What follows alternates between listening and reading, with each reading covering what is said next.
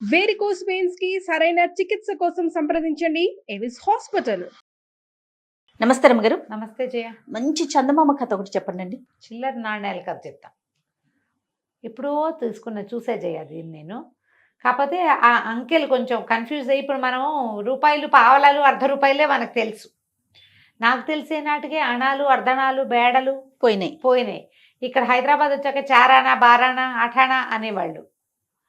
అదేంటో కూడా బాగా అర్థమై తెచ్చేది కాదు. ఒక సంవత్సరం 2 ఏళ్ళకి అణాలు అన్ని గావలలు పోయినాయి. ఓకే, బారానా అంటాం, తగ్గిపోయింది. అయితే దాని మీద ఈ కథ అనమాట. ఒక ఊళ్ళో ఓ రాముడు అని ఒక పిల్లవాడు ఉండేవాడు. వాళ్ళ అమ్మ చాలా పెద్దది, ఆవిడకి లేటు వయసులో పిల్లవాడు పుట్టాడు. వీడికి ఒక 10-12 ఏళ్ళు వచ్చేసరికి వాళ్ళ అమ్మ పెద్దదైపోయింది, తండ్రి లేడు. వాడే ఆ పని ఈ పని అన్ని పనులలో తల్లికి సహాయం చేసేవాడు. వీడికి ఒక 15 సంవత్సరాలు వచ్చేసరికి అమ్మ ఇంచుమించుగా మూల పడిపోయింది. వాడేదో ఆ పని ఈ పని వాళ్ళ ఇంటికో వీళ్ళింటికో పనికి వెళ్ళేవాడు. వాడి పావలా 10 ఎట్లా కోట్లా కాచిపోసేది. క్రమంగా కాచిపోయటం కూడా తగ్గిపోయి వీడే కాచటం కూడా వచ్చేసింది. చివరికి ఒకనాడు అమ్మకి అంత్యకాలం సమీపించింది. ఆవిడ ఏం చేసింది, చెంగుకు ఒక మూట కట్టుకుని ఉందిట. ఆ చెంగులోంచి అంత చిల్లర నాణ్యాలు తీసి, నాయన నీకు రెక్కలు తప్పిస్తే ఏమి ఇవ్వలేదురా, కానీ ఇంతకాలం నన్ను సాకేవు నువ్వు, ఈ చిల్లర పెట్టుకో. నేను ఇన్నేళ్ల నుంచో దాచిన డబ్బు ఇది. నేను నీతో ఉన్నట్టే, నీకు మంచి జరుగుతుంది, నువ్వు మంచివాడివి, బుద్ధిమంతుడివి. తల్లులు వృద్ధాప్యంలోకి వస్తే ఇదేమి చేసి పెట్టదు మనకి అని వదిలేసి వెళ్ళిపోతున్నారు ఈ కాలం పిల్లలు. నువ్వు అట్లా చేయలేదు, పెద్దదాన్ని నన్ను చివరి దాకా సాగదీసావు కాబట్టి ఈ డబ్బు నీకు మేలు చేస్తున్నాను. ఒక 4 చిల్లర కాసులు వాడి చేతిలో పెట్టింది. సరే, చనిపోయింది. చుట్టుపక్కల వాళ్ళ సహాయంతో ఏదో తల్లిని మట్టి చేసేసాడు పిల్లాడు. ఈ ఊళ్ళో ఇంకా ఉండబుద్ధి కాదు. ఈ ఊళ్ళోనే ఎందుకు ఉండాలి? ఇదివరకంటే అమ్మ అటాచ్మెంటు, ఏదో గుడిసి ఉండేది వాళ్ళకి, సొంతదేం కాదు, ఏదో ఇంట్లో ఉండేవాళ్ళు. ఎవరో ఒకళ్ళ పంచన కొంచెం ఇట్లా వాల్చుకుని అక్కడ ఉండేవాళ్ళు. ఇప్పుడు ఇంకెందుకు ఇక్కడ, ఏదైనా వేరే ఊరు వెళ్దాము అని అనిపించింది. తల్లి ఇచ్చిన చిల్లర జేబులో వేసుకున్నాడు. వాడికి ఒక చిన్న లాగు లాంటిది ఉన్నది, ఆ లాగు జేబులో వేసుకుంటే సరే అలా వెళ్తున్నాడు. వెళ్ళగా ఆ పంచన ఈ పంచన అన్నం తినేవాడు. మామూలుగా ఆ ఊళ్ళల్లో ఇది వరకు బిచ్చగాళ్ళు ఏమి ఉండేవాళ్ళు కాదమ్మా, అతిథులు అభ్యాగతులు అనేవాళ్ళు. రోడ్ల మీద పోతుంటే మధ్యాహ్నం అయ్యాక అమ్మ ఆకలిస్తుంది అన్నం పెట్టండి అంటే ఎవరో ఒకళ్ళు ర్యాండమ్గా అన్నం పెట్టేసేవాళ్ళు. ఈ వీళ్ళింటో ఎవరైనా బాగిటో అన్నం పెడుతున్నారనుకో, ఎవరో ఒకడికి కుర్రాడికి, ఎదురింట్లో వాళ్ళు ఓ చుక్క పులుసుంది పోస్తాను, ఓ చుక్క మజ్జిగుంది పోస్తాను, లేదా ఈ పిల్లాడు ఎవరికో అన్నం పెడుతున్నా మజ్జిగుందా అని వీళ్ళు అడిగితే అవతల వాళ్ళు ఇవ్వటం, అందరూ కలిసి పెట్టేసేవాళ్ళు. ప్రతి వాళ్ళు ఈ రకమైన సహాయం చేసే కాలం ఒకటి మన ముందుందంటే మనం నమ్మలేం కూడా. అవునండి, కానీ ఇలాగే జరిగేది. వీడు ఆ పంచన ఈ పంచన అన్నం తింటూ ఏదైనా చెట్ల మధ్య నడిస్తే ఓ జామకాయ, ఓ మామిడికాయ, ఓ సీతాఫలం, ఓ 4 రేక్కాయలు అట్లా ఏమైనా పళ్ళు గిళ్ళో పీక్కుని తింటూ అది నడుస్తున్నాడు. ఏదో ఒక ఊరు చేరదాం అనిపించింది. ఈ వెళ్తూ ఉంటే వాడికి ఒక ముష్టివాడు కనిపించాడు. ఆ ముష్టివాడు, బాబు ఏదైనా ఇవ్వనైనా అన్నాడు. ఇప్పుడు జేబులో చేయి పెట్టాడు. జేబుకి చిల్లు కానీ, వాళ్ళ అమ్మ ఇచ్చింది ఏంటి, ఒక చిల్లు కానీ, ఒక అర్ధన, ఒక అణ, ఒక బేడ, ఈ 4 కాసులు ఇచ్చింది. సరే ఏం చేశాడు, ఆ చిల్లు కానీ చేత్తో పుచ్చుకొని ఆ ముసలాయన బిచ్చగాడి చేతిలో పెట్టాడు. ముష్టివాడు చాలా సంతోషించాడు. చిల్లుకాని కూడా చెల్లేది, కానీలో చిల్లుకాని అని ఉండేది, కాని కంటే ఇంకా చిన్నది కాబోలది. అదే అయితే ఈ చిల్లుకాని ఇచ్చేసరికల్లా ఆయన అన్నాడు, చాలా మంచివాడివిరా అబ్బాయి, నీ దగ్గర ఏమీ లేకపోయినా ఉన్న దాంట్లో నుంచి ఒకటి తీసి ఇచ్చావు, దక్షిణ దిక్కుగా వెళ్ళు, నీకు మంచి జరుగుతుంది, దక్షిణం వైపు వెళ్ళిపో అంటే దక్షిణ దిక్కుగా నడవటం మొదలుపెట్టాడు.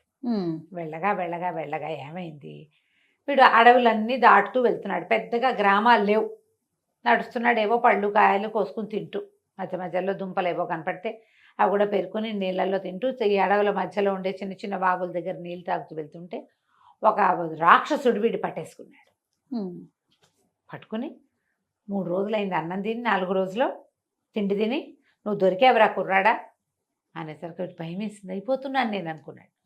అయితే మా రాక్షసుడు అన్నాడు, నాకైతే ఒక నియమం ఉంది, 10 అంకెలు 1 నుంచి 9 దాకా, 10 అంకెలు కాదు 9 అంకెలు, 1 నుంచి 9 దాకా, అంతేగా మొత్తం అంకెలన్నీ 1 నుంచి 9 దాకా. నేను ఏదో ఒక అంకె చెప్పు, ఒక అంకె నాకు సరిపడని అంకె ఉంది, ఆ అంకె చెప్తే వదిలేస్తా, మిగిలిన ఏ అంకెలు చెప్పినా వదలను, నిన్ను తినేస్తాను, అంకె చెప్పిస్తే కానీ నేను అన్నం తినకూడదు అంటే వీడేం చేశాడు, జేబులో చేపెట్టాడు భయపడుతూనే. భయపడితే వీడికి అర్ధన తగిలింది. అర్ధన రూపాయిలో 3వ భాగం, అంటే 3 వంతులు అనమాట. అది అంటే అలా ఏమనాలి, 3 అదంటే 3, 6, 12, 24నో లేకపోతే ఇంకా తక్కువ. వీడు ఆలోచించి అది 3 భాగాలన్నమాట. అది మామూలుగా 16 అణాలు కదా, 16 అణాలు. 1 రూపాయి అంటే 16 అణాలు ఆ రోజుల్లో. 16 అణాలు అంటే 1 రూపీ.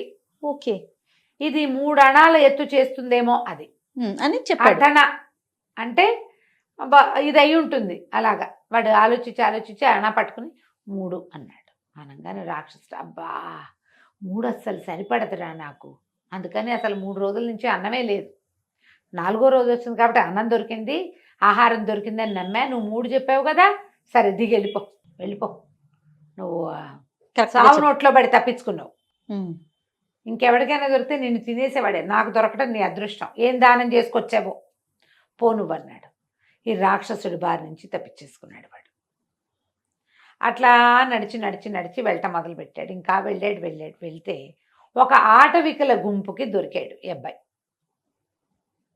ఆటవికలు తీసుకుపోయి పై ఊళ్ళ వాళ్ళు ఎవరు మా దగ్గరికి రావడానికి వీల్లేదు, మా అమ్మవారికి బలిస్తాం మేము అని పెద్ద జేజి విగ్రహం ఉంది అక్కడికి తీసుకుపోయారు. ఆ ఆటవికల నాయకుడి పేరు శరాబంది. నువ్వెవరివి, ఏం చేస్తావు, నీకేం పనసు, వేవు ప్రశ్నలు కూడా వేశాడు.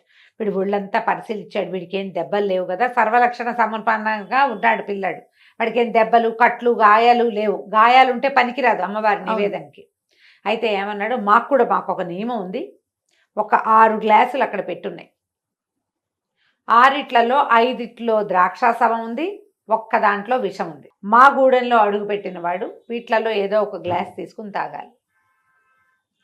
విషం కనుక తాగాడా మాకు వెంటనే తెలుస్తుంది, వాడిని మేము బలిస్తాం. ద్రాక్షారసం తాగిన వాడు వెళ్ళిపోతాడు. బాగుంది. నువ్వు అదృష్టవంతుడు అయితే ఇక్కడ ఉంటావు, దురదృష్టవంతుడు అయితే ఇక చేసేది ఏం లేదు. అదృష్టవంతుడు అయితే వెళ్ళిపోతావు నువ్వు హాయిగా నీ దారి అని చెప్పేసరికి కుర్రాడు బాగా చూశాడు. బయటికేసి జేబులో చేయి పెడితే వాడికి అణ కాస్త తగిలింది చేతికి.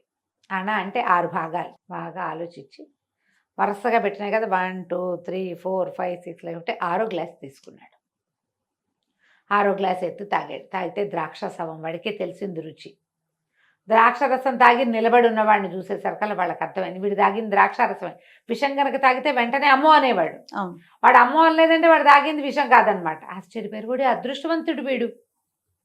అక్కడి నుంచి అప్పుడు శుభ్రంగా భోజనం పెట్టి కొంచెం తిండి మూటగట్టి అమ్మవారి దగ్గర మొక్కిచ్చి అడవి చివరికి తీసుకెళ్ళి వదిలిపెట్టారు. ఓకే. ఇక్కడి నుంచి దక్షిణ దిక్కుగా వెళ్తే సువర్ణపురి అనే రాజ్యం వస్తుంది.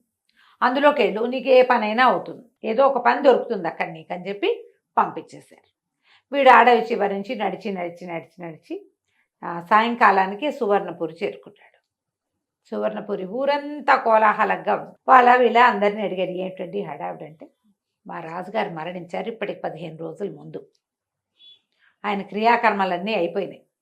ఈరోజు పొద్దునే మన పట్టపుటేనుగుని విడిచాం పూజ చేసి. ఆ పట్టపుటేనుగు ఎవరి మెళ్ళో దండేస్తే వాడే రాజు. అన్ని అదృష్టం, ఎవడ అదృష్టం, అతిథి అభ్యాగతి, పరాయి దేశం వాడు, ముష్టివాడు, కుష్టివాడు, ఎవడైనా సరే అదృష్టవంతుడు ఉంటే అయితే చాలు. అదే జరుగుతోంది ఇక్కడ. ఇవాళ రోజంతా అదే హడావిడి. పట్టపుటేనుగు ఏ పక్కకి వెళ్తే ఆ పక్కకి వెళ్తున్నాము.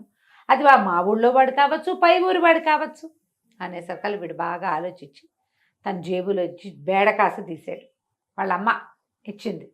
ఆ బేడకాసుని ఇట్లా గాల్లో ఎగరేసాడు. ఎగరేస్తే అది ఎగిరిల్లు ఎక్కడో పడింది. అది ఎక్కడ పడిందో చూసుకుని వెళ్ళి అక్కడి నుంచున్నాడు. ఆ దారిని ఏనుగు వచ్చింది. జనం అంతా కోలాహలంగా ఉన్నారు.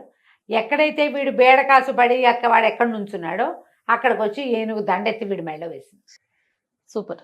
చక్కగా మెళ్ళో దండేసేసరికి అందరూ కోలాహలంగా అరిచారు, ఓహోహో అన్నారు. నీ పేరేమిటానంటే రాముడు, రామరాజు అయిపోయాడు. ఏనుగు కింద కూర్చోబెట్టి దాని మీద హౌదా ఎత్తి పెడతారు కదా, హౌదాలు ఎత్తుతారు. దీన్ని తీసుకెళ్ళి, ఈ కుర్రాన్ని తీసుకెళ్ళి అందులో దాని మీద కూర్చోబెట్టి హౌదా ఎక్కిచ్చేసి తీసుకుపోయి రాజుని చేశారు. ఆ చిల్లర నాణేలు మొదటిసారి బిచ్చగాడికి చేసిన దానంతో వీడికి అదృష్టం పట్టింది. రెండోసారి చేసిన కాసుతోటి వాడికి చావు తప్పింది. మూడోసారి కూడా చావు తప్పి 4వసారి ఏమైంది, అబ్బాయికి రాజు అయ్యే అవకాశం వచ్చింది. పురాతనమైనవి పెద్దవాళ్ళు ఇచ్చిన వస్తువుల్ని పారేయకండి. వాళ్ళు చెంబులు చాట్లు ఇస్తే చెప్పలేను, ఏదైనా చిన్నది ఇస్తే దాచి. అది మీకు అదృష్టాన్ని కలిగించవచ్చు. ఈ చిల్లర నాణ్యాలు కదా అదృష్టం వస్తుంది. ఎవరైనా పనిమాల చేతిలో పెట్టారనుకోండి, పక్కింటి వాళ్ళు వెనకింటి వాళ్ళు కాచుమి, మన ఇంట్లో పెద్దవాళ్ళు ఆపేక్షగా ఏదైనా ఇస్తే దాన్ని నిర్లక్ష్యంగా పడేయద్దు, దాని దగ్గర పెట్టుకోండి. అదే మీ అదృష్టపు తాళం చెవి కావచ్చు, అవుతుంది కాదు కావచ్చు. కావచ్చు. కథ కంచికి మనం ఇంటికి. బాగుందండి. నమస్తే. నమస్తే చెయ్యి.